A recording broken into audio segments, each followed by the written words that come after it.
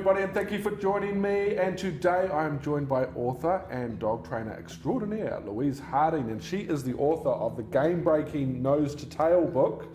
But before we talk about this, we're going to find out who Louise is. Louise, who are you? How did you get into this?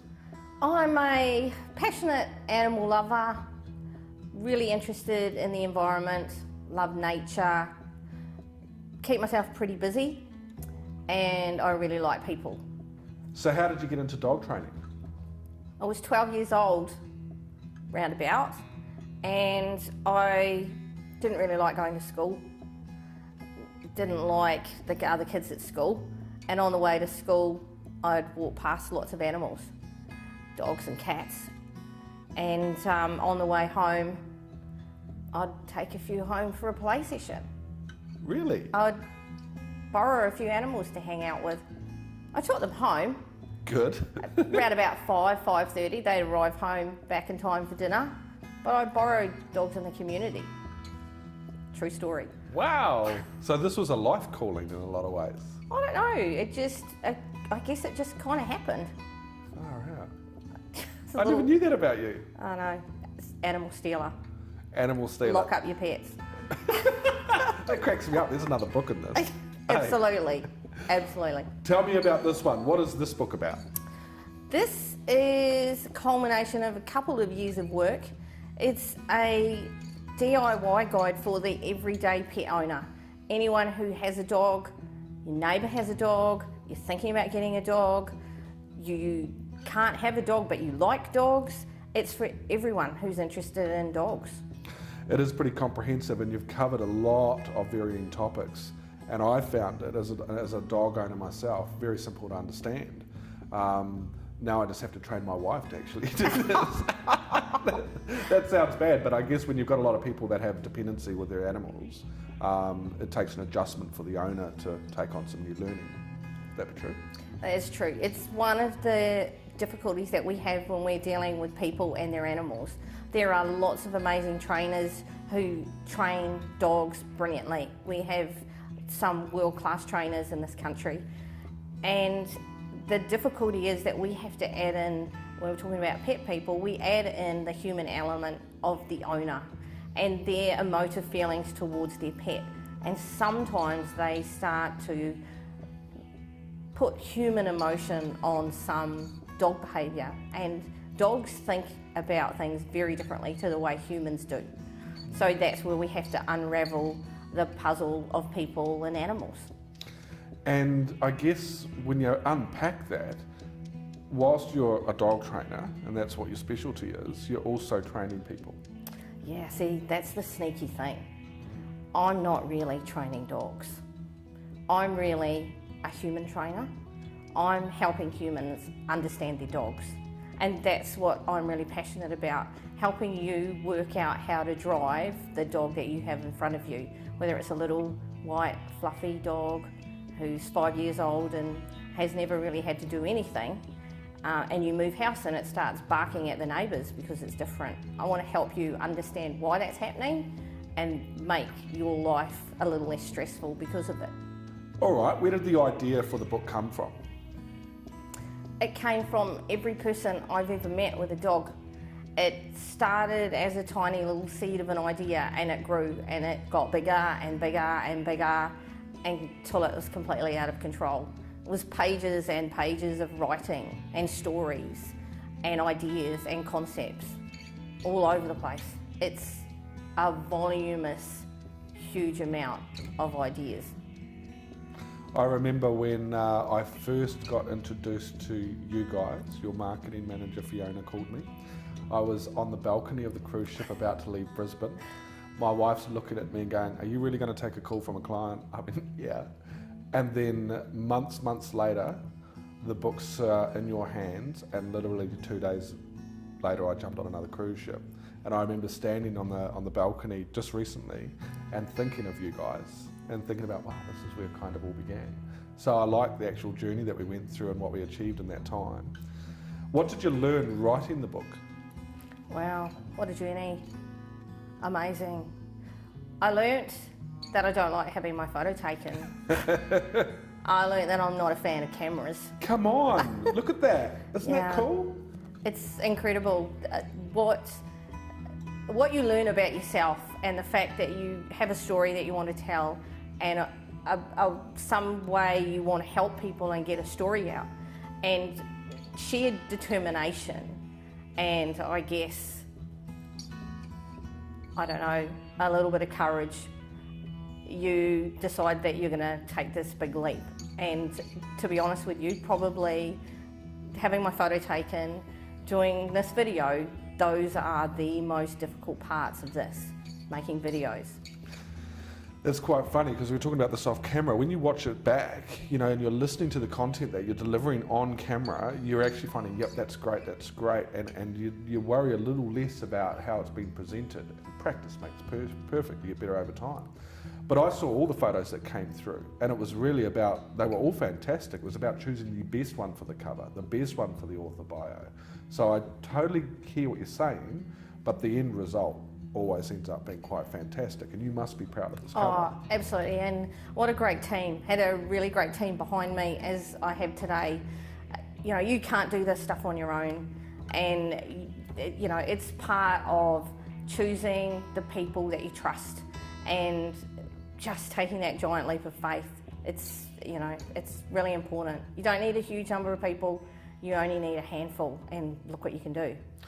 You're 100% right. This is not a journey that you should or could do on your own. No. And not just the publishing journey, which I'll talk about in a minute, but also going into marketing. You know, you need to have that core group of supporters to back you, don't you? Yeah, absolutely. You've been very lucky there. Extremely lucky, and I have a small but incredibly talented team behind me that I am so grateful for, and you know, they continue to support me in a way that I've never really been supported before. So this is just as much for them as it is for me. So, and you're part of that, so hey, thanks. No problem. Let's talk about this publishing journey that we went through. What did you learn there? How was that for you? Wow, I was talking about this the other day, and the learning curve could not have been steeper. I think I've always enjoyed storytelling. I quite like a good yarn. I'm probably guilty of embellishment from time to time. It improves the story, of course. But I also enjoyed writing, and I remember that at school I liked writing stories. I guess it was another way of a form of escapism. But writing a instructional manual with technique in it is really, really difficult when you've been involved in something that's so tactile and is full of amazing specialists. Paring all that back into words that everyday people understand is really, really difficult. And when you think you've explained something in a simple to follow format, it actually turns out that you haven't. So when you think you've broken all of the steps down, you need to break it down some more and some more and some more. That's what I learned, that, you know, simplifying something for yourself, you need to get another third person just to double check that. And that's what I mean when earlier on I said the simplicity of understanding the techniques you're showing in the book. They are very easy to read and understand and comprehend. So you've achieved it. Yeah, it's great. I have to say that it was, I'm so proud of the book and the way it's come together and the format.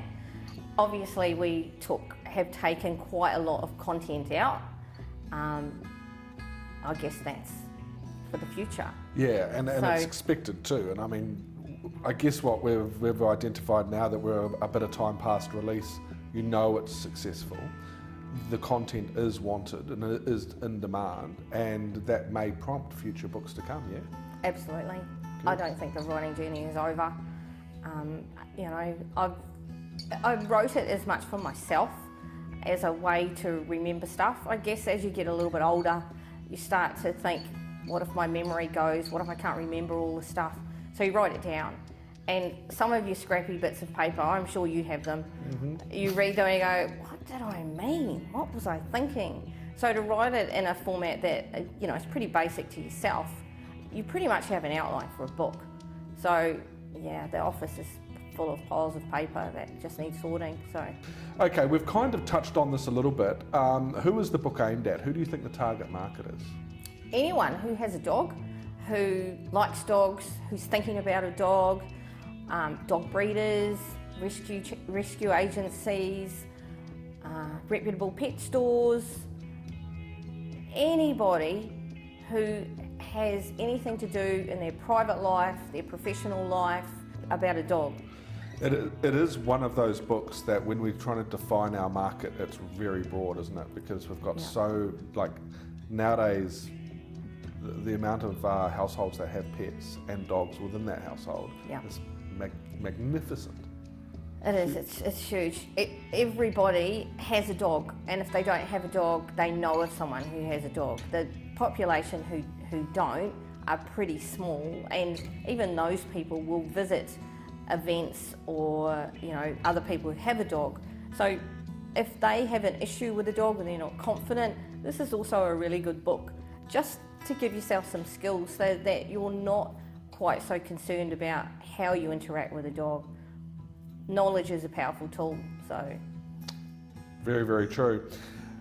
You have absolutely smashed it in regards to sales. And what's the feedback been? You must be getting a fair bit of feedback. It's so humbling, really humbling, and ever so slightly overwhelming, the success and the conversations I have with people. I guess it's hard to take compliments. I guess it's just not something that a humble Kiwi is used to, I guess. Speak for yourself. No, I get that, but you know, you sound surprised.